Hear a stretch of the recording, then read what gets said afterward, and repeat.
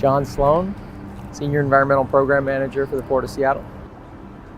We are at Terminal 102, also called Harbor Island Marina. We're here because we have a pilot project called the Bio Barge, which are also called floating wetland islands.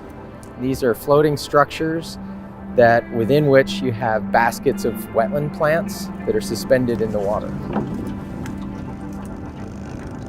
These plants, what we hope they'll do is by growing into these mesh baskets, the roots will hang down in the water. They remove contamination from the water column. They'll also shade the water and hopefully moderate water temperature and provide habitat for juvenile fish as they're out migrating from the Duwamish River.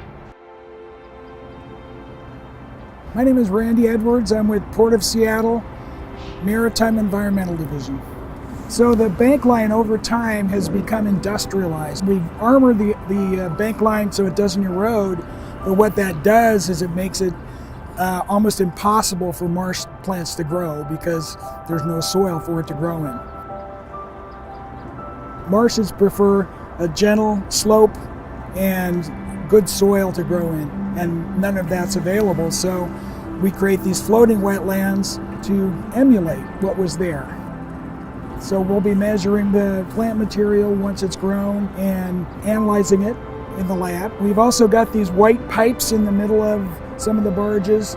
That's where we will put a instrument to measure water quality parameters. We'll use our ROV to go underwater and see if we can see fish using the root system or the structure itself as little microhabitat to hide and not get preyed upon by bigger fish.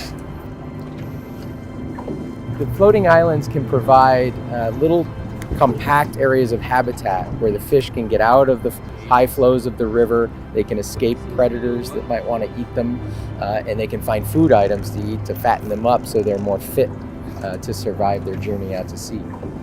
So one of our project goals here is to improve habitat for Chinook salmon in the estuary, which is an important area where the Chinook salmon, as their juveniles, are acclimating into salt water. So the more habitat and forage and refugia areas they have, the more likely it is that they'll survive to adulthood.